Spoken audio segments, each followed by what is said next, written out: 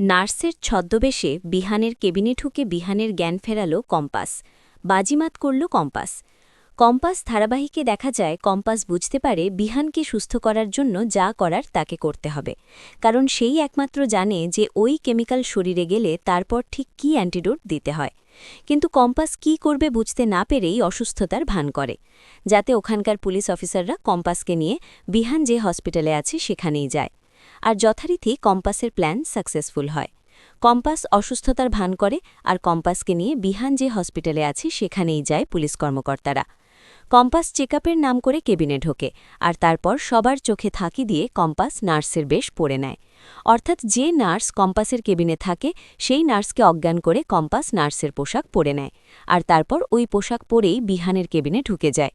অচেতন বিহানকে দেখে কান্নায় ভেঙে পড়ে কম্পাস, কিন্তু কম্পাস বুঝতে পারে যা করার তাকেই করতে হবে, কারণ সে জানে এই মুহূর্তে বিহানকে ঠিক কোন ওষুধ দিতে হবে।